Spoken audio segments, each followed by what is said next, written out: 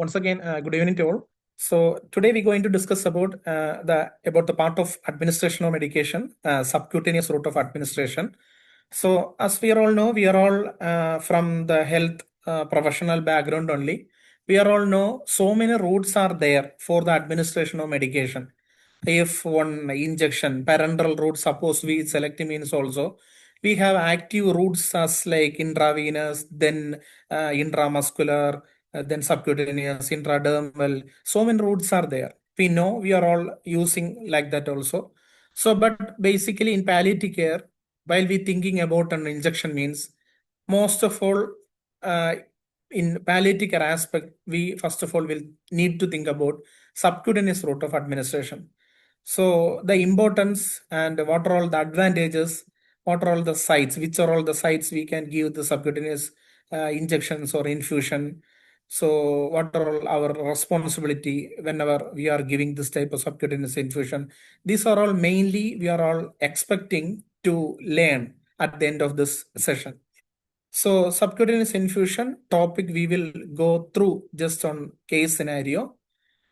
My selected patient was a female patient, 45 years old, diagnosed with CA colon with the bone metastasis. She had complaint of abdominal pain, rectal discharge was there, found out as rectovaginal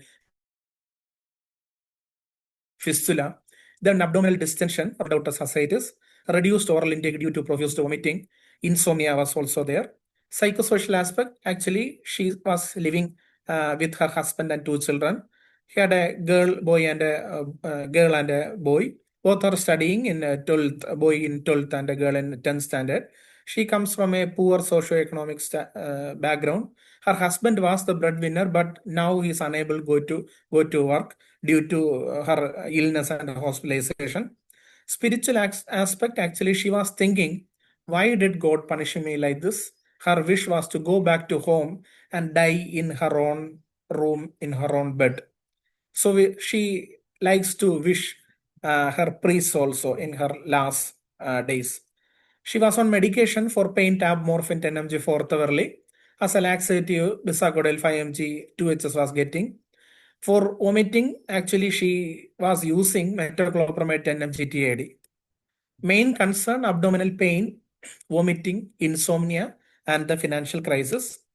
Our discussion point, how we can give pain relief for her when the oral and intravenous route are inappropriate. Her condition is severe vomiting, so orally can't survive. Second on discussion point, can we able to fulfill her last wish, go back to home and die at home? So from this discussion point, we are starting our topic. Just giving an introduction about subcutaneous injection, how we going to prick 30 to 45 degree of angle we need to maintain while pricking the needle on the subcutaneous route. So actually, what is a subcutaneous tissue? Actually, the subcutaneous tissue is filled with collagen fibers and fat also there. So active circulatory system involvement all will be there. Underlying capillaries are there. So subcutaneous route or subcutaneous tissue, we can call it as a space. Whenever we are giving on injection or infusion, it will collect over there. Gradually, it is absorbing by underlying capillaries. So subcutaneous infusion and another name, hypodermoclysis. So whenever we are seeing the term hypodermoclysis, we will get the meaning from the term itself. Just split the word into 3. Hypodermoclysis. Clysis means administration. Administration of large volume as like infusion to the below level of dermo, means subcutaneous route, is the hypodermoclysis. Usually we are all giving bolus injection as a small volume, and large volume means infusion, or as like hydration purpose we putting the drip, everything is coming under the infusion. So the subcutaneous infusion and bolus injection both are giving, we can give by subcutaneously. Main indication, we know if one patient is suffering with the dehydration because of vomiting or maybe due to any other reason, if have the dehydration means mild to moderate dehydrated cases, we can use the subcutaneous route for rehydration. Severe dysphagia already if the patient is suffering with swallowing difficulty or little bit confused or patient is refusing oral medicine and food means by subcutaneously we can hydrate or we can give the medicines.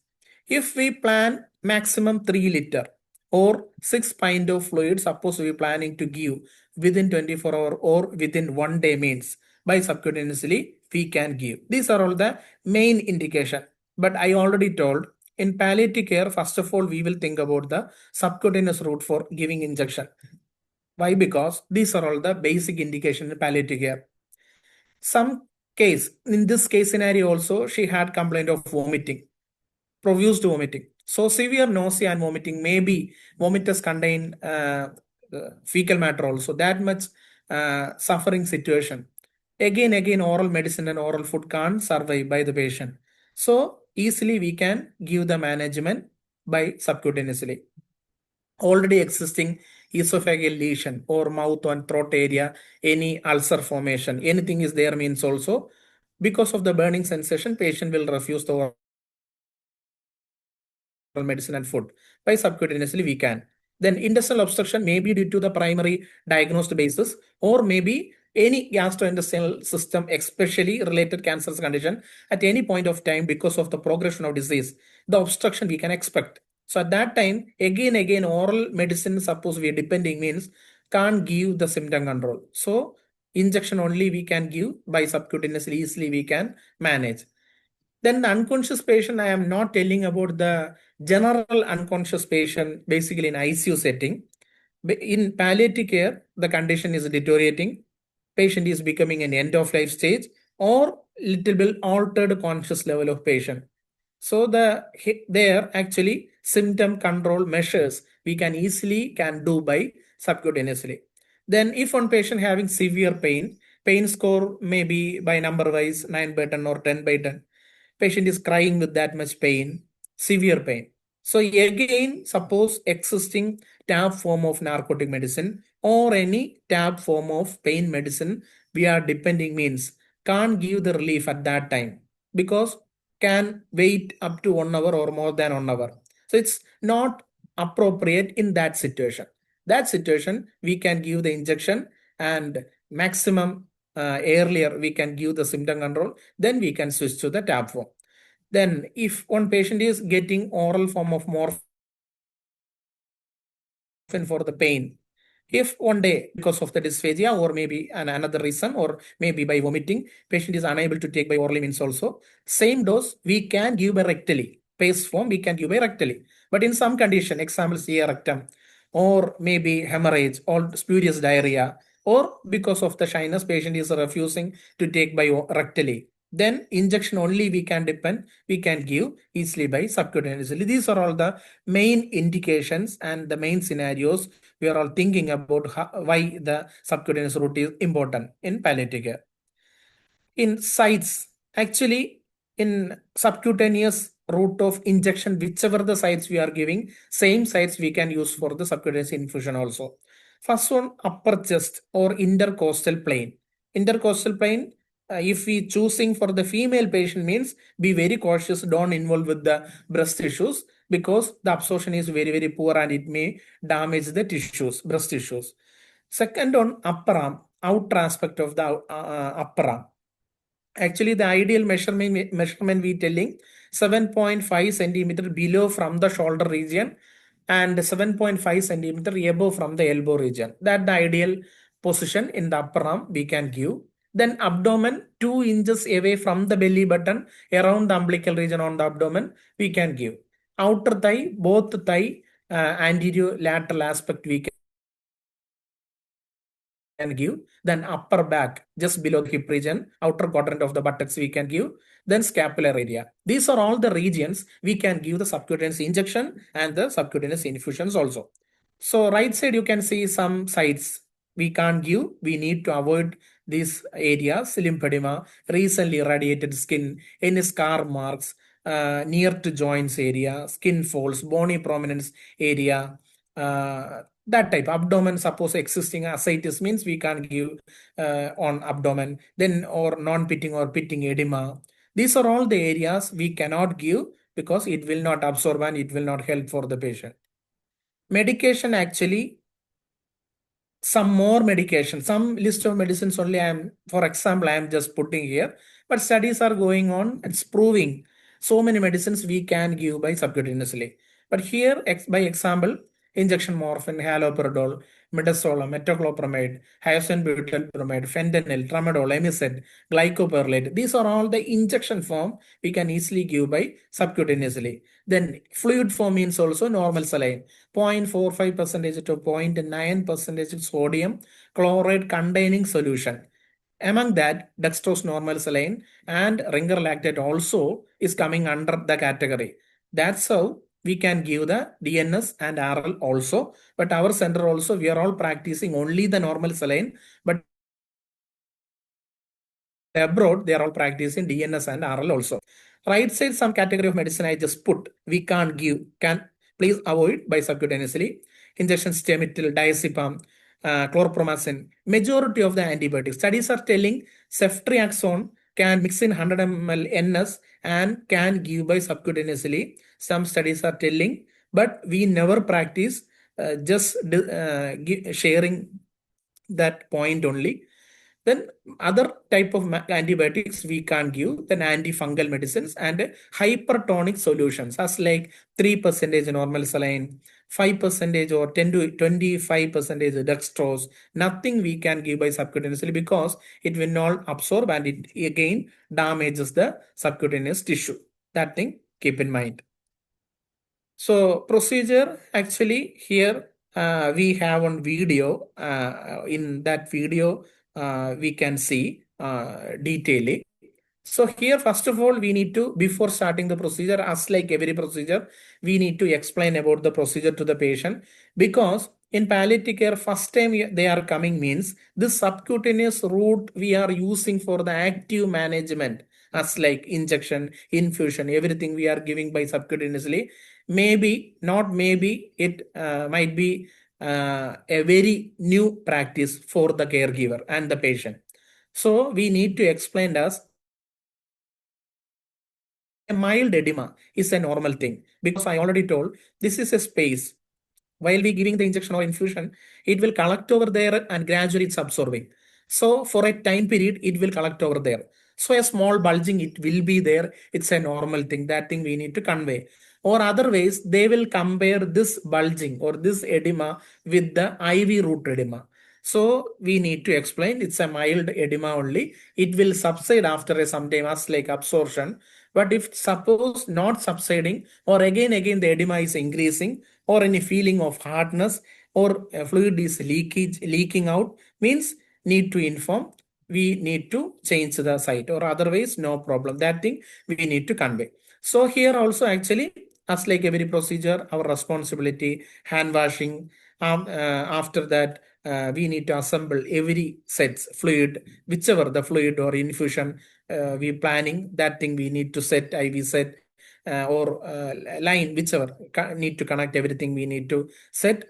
Then selected site, suppose our forearm we are selecting, means we need to select that site and we need to clean the area by using antiseptic solution soaked swab. We can use it, and by circular manner from the tip center to the outward direction, circular manner we can we need to clean the area. Leave few seconds for drying. After drying or during the period of drying, don't touch again with our bare fingers. That thing we need to keep in mind, because it's a that much carefully we need to do. Then insert, mainly we using SV set, scalp vein set or butterfly cannula, 23 into 3 by 4. Ideally we practicing gauge size. SV set mainly we using blue colored thing. That needle actually as like IV cannula. Continuous we are planning to keep on as like IV cannula. Here we planning means we can put this type of SV set on the area. While inserting time, we need to maintain 30 to 45 degree of angle. That thing also keep in mind. Suppose we giving only the bolus injection, means we can use 26.5. That short, thin needle, we can use it for a bolus injection. As like cannula, that port is needed for a while, means we can use the SV set. So after complete insertion, we can spread the wings of the SV set and secure by using proper as adhesive tape. Dynaplaster or EC fix, nothing is mandatory for fixing. Only the micropore or the plaster, paper plaster, only is enough for fixing the wings of the SV set over the area. Then adjust the rate as per the doctor's prescription. So here volume and rate we need to maintain. I already told a normal edema is a normal thing because later only it will subside as per the absorption. So we need to keep the volume and rate on time because first of all 1 ml per minute or 20 drops per minute. This thing we need to maintain, or otherwise it will cause pain for the patient or fluid it will leak out. So one bolus injection we are giving means 1 ml medicine need to finish within 1 minute. So more than 1 ml quantity of medicine, suppose we planning to give by subcutaneously, means that much minute. 2 ml medicine means 2 minutes. 3 ml medicine means 3 minutes. Like that we need to take, and in through that patient's way we can give the injection. Or otherwise infusion as like drip we putting means maximum 20 drops per minute. So one side we choosing for giving the infusion means 1.5 liter or 3 pint of fluid or 1500 ml of fluid we can give within 24 hour or within 1 day maximum in one side. Again one more side we choosing means it's 3 liter or 6 pint of fluid we can give 24 hours within 24 hours. So total two sides, with two sides maximum 3 liter or 6 pint of fluid we can give within 24 hours. This is the maximum. Again third side we can't choose it. Actually this 3 liter or 6 pint of fluid possibility is a theoretical explanation. Basically in palliative care this much fluid not at all needed. Only for the our main aim, comfort based care only we are all giving for the patient. So our main principle of care, improving the quality of life of the patient or maintaining the quality of life of the patient. As part of that point, this much 3 liter of fluid not at all needed in palliative care.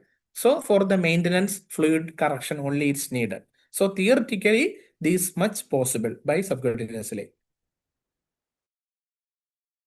So after the procedure, so I already told maybe the first time we are using the subcutaneous route for such patient. So first of all, we need to document about the fluid or medication, everything in the chart. Then soon after 1 hour of starting the infusion, first after 1 hour, we need to check the site and the line, everything. If any problem, it means we need to change or we can continue. Then every 4th hourly, we need to check the site. If suppose, already I told a mild edema is a normal thing only, but if in some cases we can give a gentle mild massage, we can give over the edematous area, it will subside. But again the accumulation is occurring means we can continue, we can expect that tissue absorption is very, very poor. We can continue, we need to change the site or otherwise we can. So what are all maybe the advantages? Actually, advantages, so many advantages are there. That's why we choosing the subcutaneous route of administration, basically in palliative care. So here, main advantages. First of all, low cost. So we know one IV cannula rate, maybe in private setting, it's starting from maybe 150, 150, 200, 250. Then EC fix is mandatory for fixing this IV cannula. Then procedure charge. So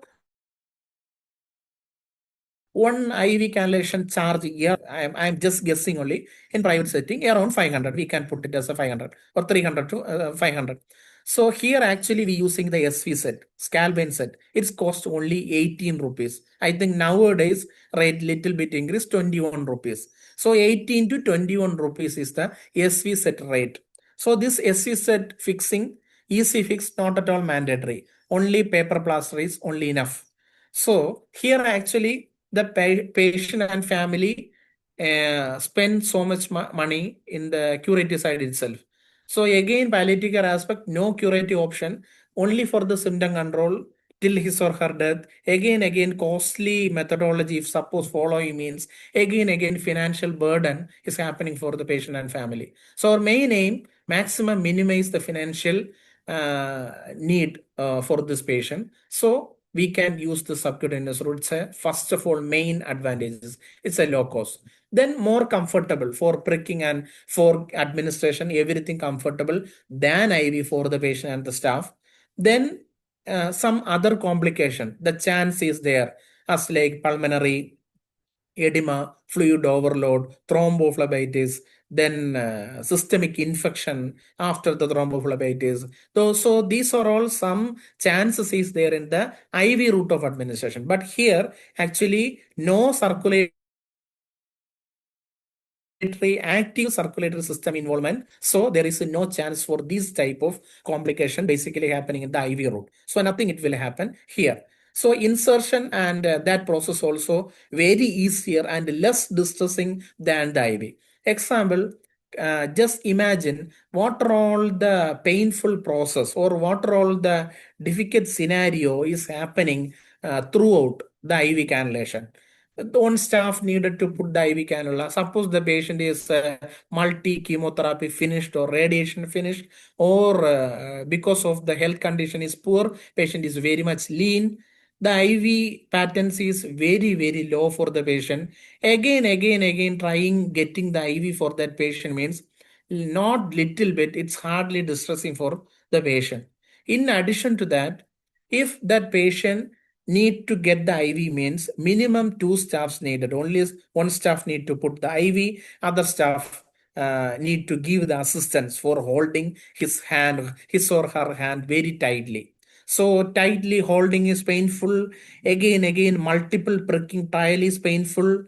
So at last it's finishing means also one more thing, everything we finish, one bolus injection we given. Maybe next injection we needed to give after 16 hours or maybe after 24 hours. We can't be sure same port we can continue after 16 hours or after 24 hours because of the clot formation, may it will block. So again, same process we need to go through for getting the IV for giving the injection. So it's very difficult to manage this type of patient. So kindly consider this type of patient in palliative care. More distressing, more painful modalities we can avoid by subcutaneously. We can easily administer the medicine. Then if suppose one team is going for seeing the patient in home care setting, so in our setting also one single nurse only leading the home care. So NHC, nurses leading home care, leading by the single nurses. The single nurses suppose that much practice, lack of practice is there means, example, junior nurse is going means, IV again trying means can't get in the home care setting because there is no supervision, no co-worker support. This staff also lack of uh, practice, so can't give IV in the home care setting. But sub-Q means easily they can give. That's a main important thing. Then other thing also I already told, septicemia and system infection, nothing it will happen in the sub-Q route. And if suppose anything happen means also on the site only it will happen. Systematically nothing it will happen for the patient. These are all some of the main advantages. So as like every advantages, some minimal disadvantages is there. First one, it's a possibility of irritation or inflammation at the infusion site. Possibility is there. Then possible of leakage of subcutaneous site, because I already told for every person the subcutaneous route absorption is not same. In some time it will be very lack.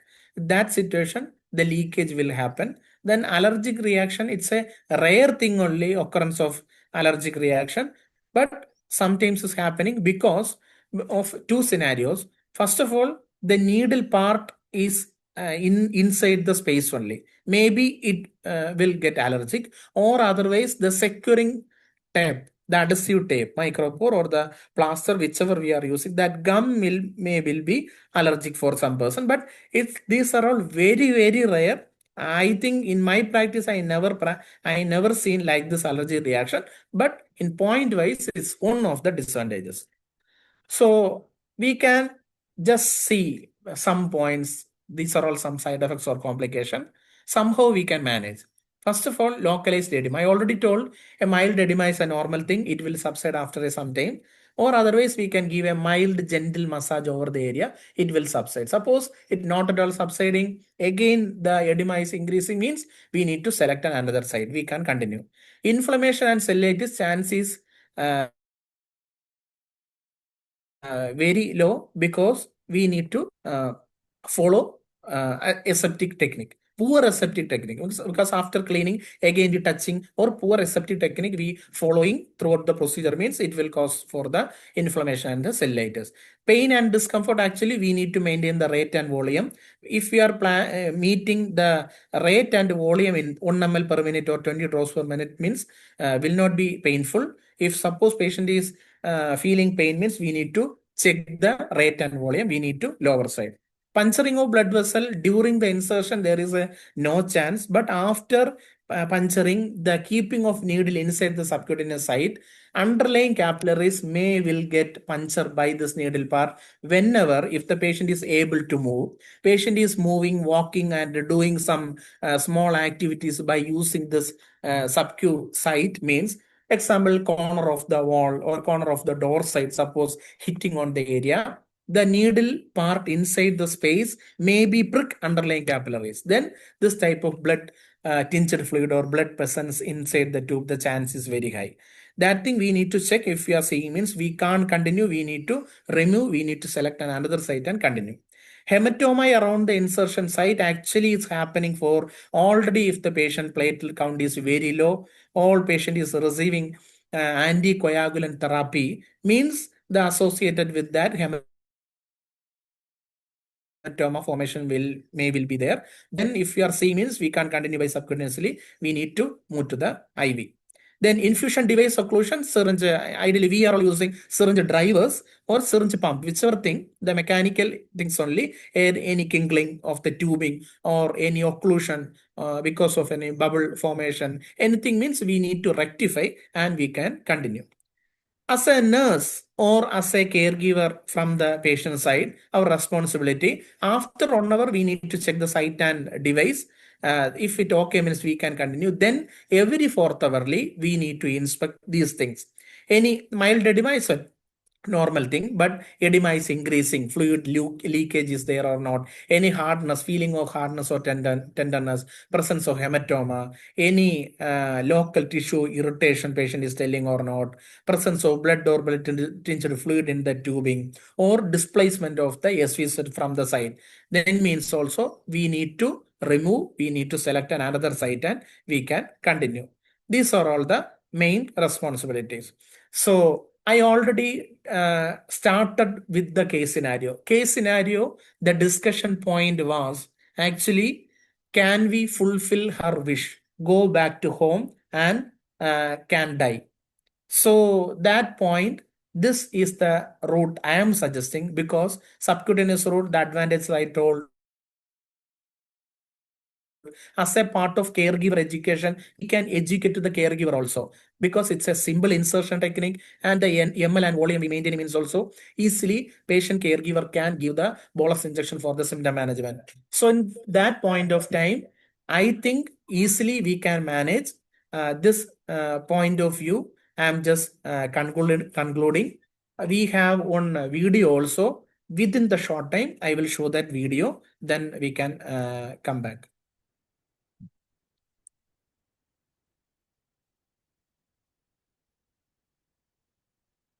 Infusion of fluids or hypodermoclysis.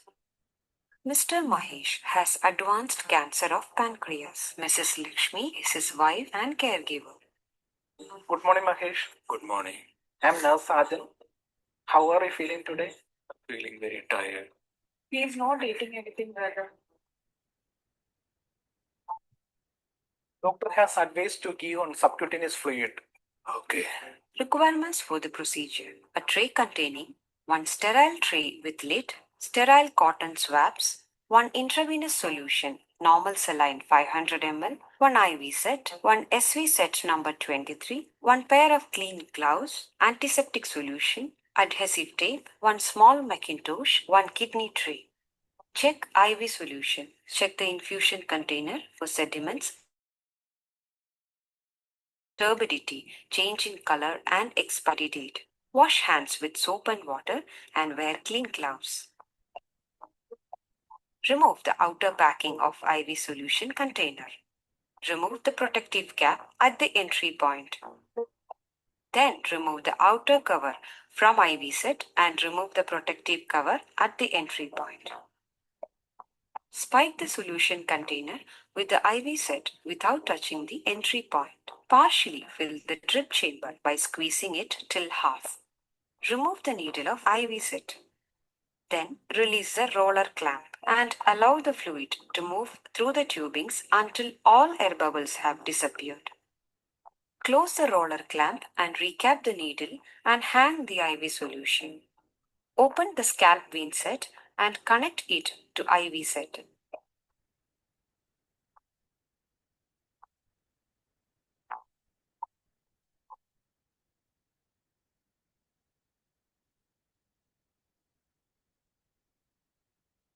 Allow fluid to move through the tubing to the tip of the needle. Disconnect the scalp vein set from the IV set and keep it in the tray.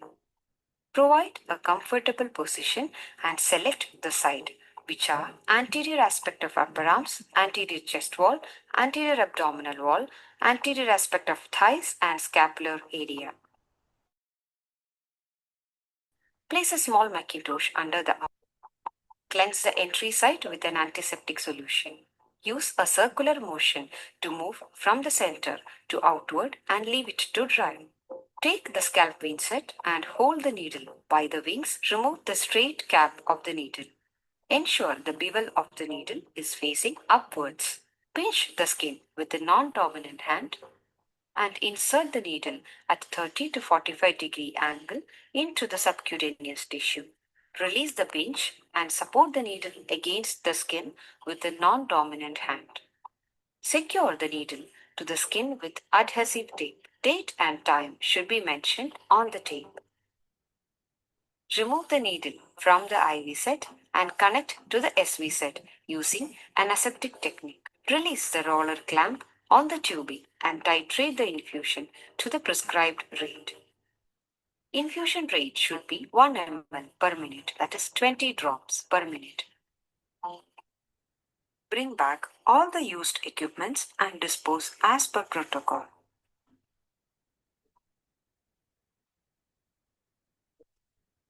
Ensure patient is comfortable. Document the procedure including the date, time, site, scalp vein set size, and the patient's response. This finishes the procedure for subcutaneous infusion of fluids. Points to remember. Maintain aseptic technique during the procedure. Check the site of infusion for signs of infection like pain or redness. If there are any such signs, the infusion site needs to be changed. If there is no signs of infection, the site of infusion can be used for up to 7 days.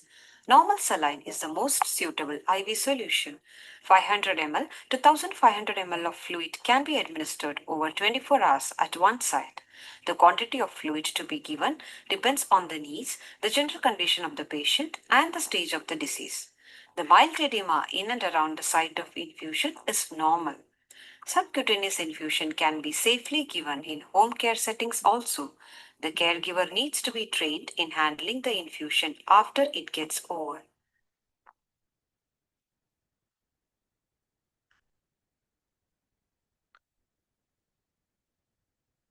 So I have one question.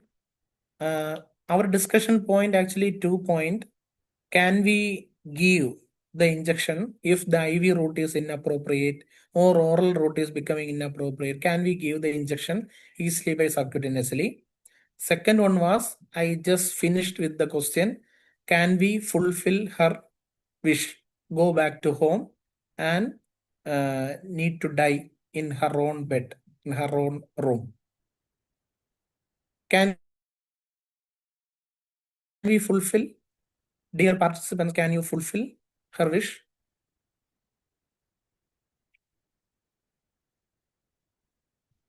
Yes. Okay. I'm getting some answers as yes. So very thankful.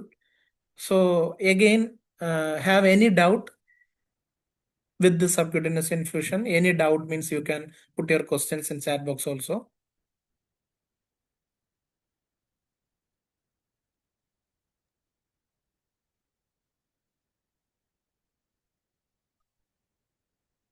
Yeah, Sergeant Brother, it's Sangeet here. So we have a question in the chat box.